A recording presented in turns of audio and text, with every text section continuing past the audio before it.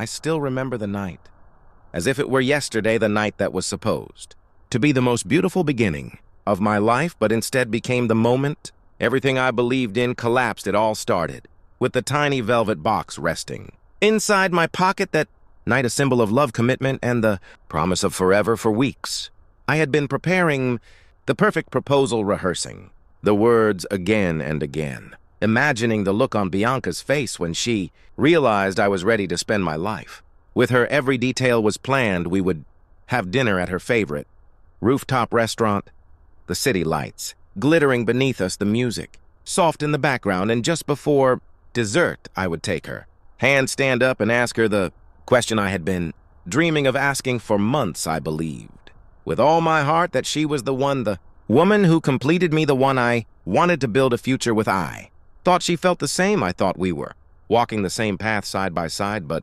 fate had other plans. That evening before leaving home, I stood in front of the mirror one last time, fixing my tie, forcing myself to breathe. Slowly, my palms were sweaty, my chest heavy with anticipation, but beneath it all was hope.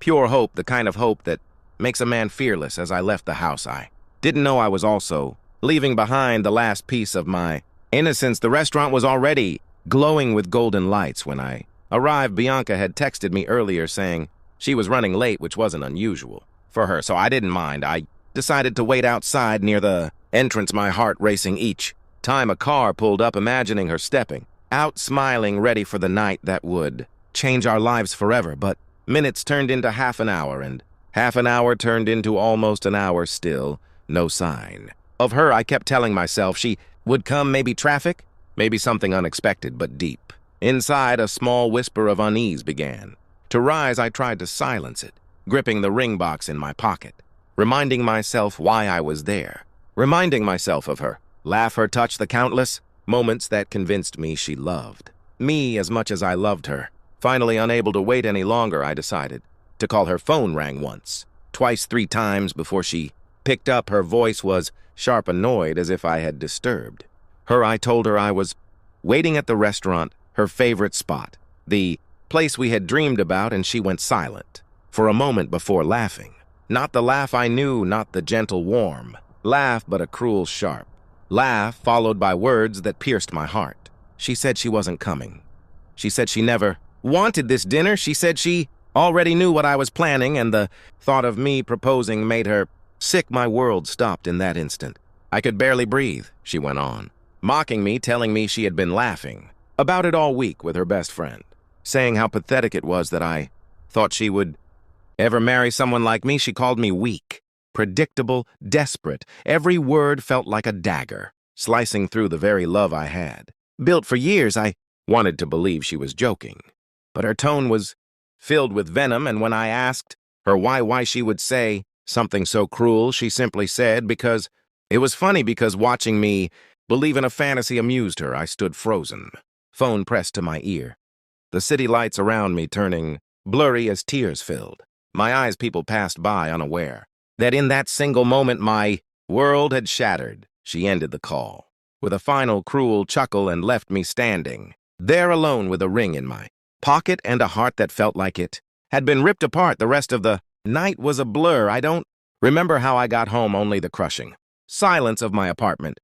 When I walked in, the ring box heavy in my hand like a stone, I sat there staring at it, unable to accept what had happened, unable to believe that the woman I had loved for 3 years could betray me so completely. That night I didn't sleep. I just replayed her words again and again in my head, the laughter, the mockery, the coldness in her voice each time, cutting deeper than the last. And for the first time in my life, I realized that sometimes love doesn't break with a slow fading. Sometimes it shatters in an instant, leaving nothing but broken pieces too sharp to hold on to, but impossible to let go of. The morning after felt heavier than any night I had ever endured. I woke up not because I rested, but because my body couldn't hold the exhaustion of pain any longer. My phone buzzed endlessly on the nightstand. Bianca had filled it with messages, missed calls, voicemails, and long paragraphs, some pretending to be apologies, others dripping with anger, as if I had wronged her, as if I had humiliated her by not showing up at a dinner she never intended to attend in the first place. She wrote that I embarrassed her in front of her family that I ruined her. Evening that I was selfish for walking away from what she called a joke, but each word was like poison twisting reality trying to make me doubt what I had heard with my own ears. She wanted me to believe I misunderstood her, but I couldn't forget the cruelty in her laugh, the coldness of her voice. I didn't reply not to one message, not to one call, because deep inside I knew if I opened even the smallest door, she would step back into my life and twist the knife further. Days passed like fog. I went to work, moved through the motions, ate without tasting food, slept without resting, every thought consumed by the single question: how could someone I loved so deeply, someone I trusted with my soul, stand beside me all those years while secretly mocking me? I looked at the ring box again and again, hidden in my drawer, and each time my chest ached, not only because of the betrayal, but because of the future. That would never be the nights we had planned, the family we had dreamed of, the forever that was gone in one cruel conversation. Bianca didn't stop. She tried everything. She showed up outside my workplace, once dressed in tears, pretending she was broken, begging me to listen, saying she had been drunk, saying she had been stressed, saying she didn't mean it, but her eyes betrayed her. They weren't filled with guilt, they were filled with anger, a rage that I had slipped from her control. I turned and walked away without a word, and that silence was my shield. Still, it wasn't easy. Every night was a battle between anger and grief, between hating her and missing her, between wanting to erase her and wanting to remember who I thought she was. Slowly, though, as weeks turned into months, the storm inside me began to settle. I poured myself into work, into rebuilding the man she tried to break. Piece by piece, I started to realize that maybe this was not the end of me, but the beginning. The betrayal that nearly destroyed me was also shaping me stronger, sharper, more aware of the lies people hide behind their smiles. But just when I thought the past was finally behind me, it returned. Like a shadow, a year later, a friend mentioned Bianca's name casually at a gathering, and my heart froze. I hadn't heard about her in months, and yet in that instant, it all came rushing back. But what I learned next shook me more than her laughter ever had, apparently. While she was with me through those 3 long years, she had been living a double life, seeing another man named Derek in secret, all the while holding my hand, making me believe I was her only choice. Suddenly, everything made sense. Her evasive answers, her hesitation to talk about marriage, her strange absences, her best friend's knowing smirks. It was all connected. While I was saving for rings and planning proposals, she was dividing her affection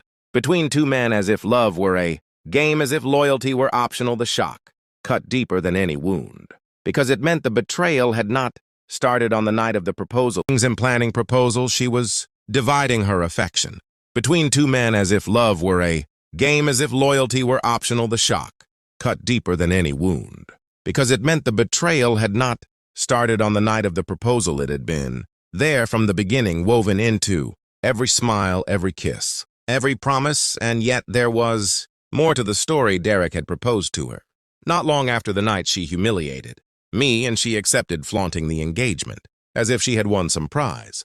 But her victory was short-lived. Within 3 months, the relationship collapsed in chaos filled with screaming, arguments, rumors of cheating, even stories of physical fights. The same cruelty she showed me, she showed him, and it devoured them both. Hearing this, I didn't know what to feel. Part of me wanted to celebrate her downfall, to think justice had been served, but another part of me only felt tired, empty, because nothing could return the years I had given her. Nothing could erase the scars she left on my heart. Still, there was a strange sense of peace in knowing that I had escaped, that her mask had finally fallen, that the future I once begged for would have destroyed me if I had received it. Sometimes rejection is protection, sometimes betrayal is salvation.